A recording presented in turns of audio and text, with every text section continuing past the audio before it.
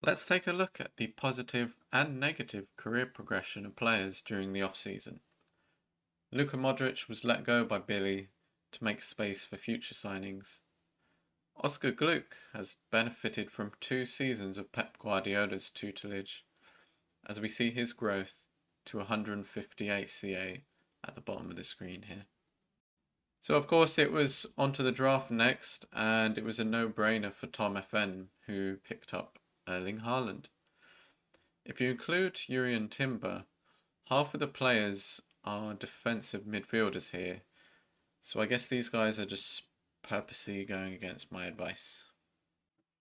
We had a few auction bids go over the 100 million price tag, starting with 16-year-old Bayern Academy product Robert Aleth, who has 184 potential ability. So I'm sure Pep can't wait to get his hands on him. Hopefully not in a noncy way.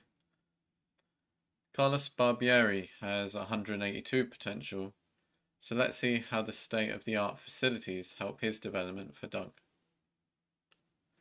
Here is how the finances and the squad size of each team look before we run through the starting 11s. Roy exceeded his squad limit by 2 after his auction purchases, so he had to cut third-round draft pick Calvin Phillips and 33-year-old Sergio Canales. I was hoping to run through the teams with Dupe this season, but a bird has literally shat on his PC. So let's hope he's able to clean that up without any further problems. Talking of shit, here's Doug's team. Harry Kane got 7 goals and 0 assists in 26 games last season, which is probably why the team fell off a cliff in the second half of the season. Given the lack of goal threat and weak fullbacks, I think this team is going to struggle. Another team lacking goal threat here, if only Lautaro played according to his attributes.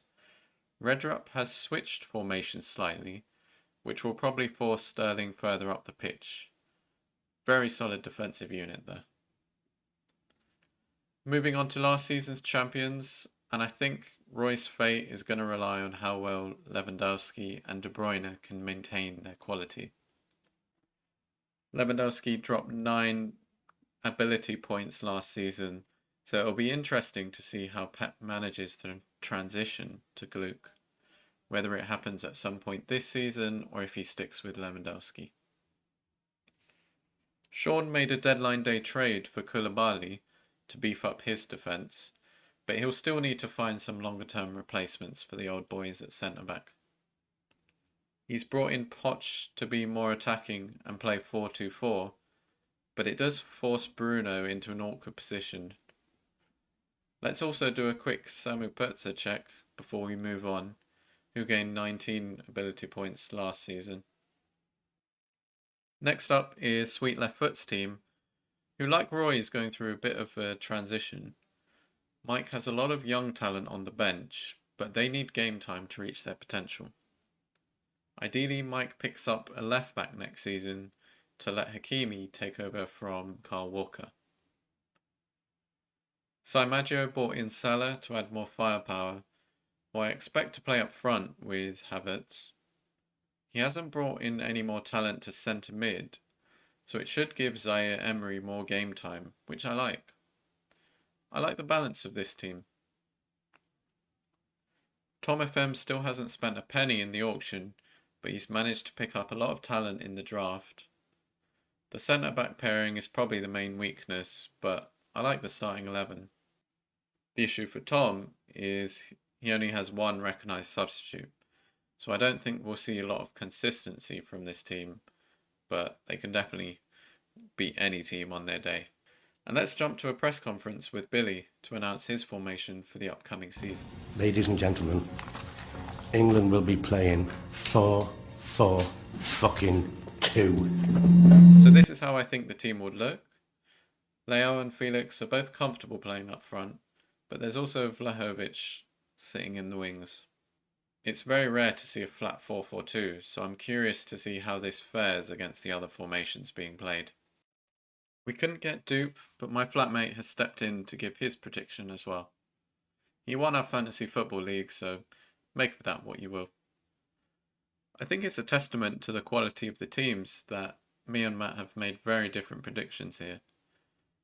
He was going purely based on the starting 11, which would explain the discrepancy in our Tom FM placements. But it is pretty funny, the teams that I placed top 2, he's placed bottom 2. And just to whet your appetite for Season 3, let's take a sneak peek at how the season started. Seeing Duncan second is a bit awkward, although I didn't expect Sancho to score 8 from the wing. Neymar looks to have started well for Sean and is top of the average rating table. Maggio hasn't started well, scoring the least and conceding the most, but he did end the round with a win, so let's see if that is the kickstart needed to go on a good run of form. My predicted title winners, by the way.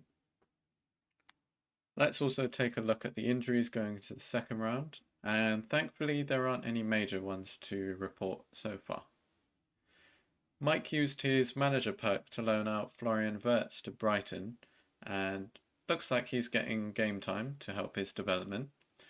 He also sent Vitor Roque out to Middlesbrough and has managed to get himself a few goals there.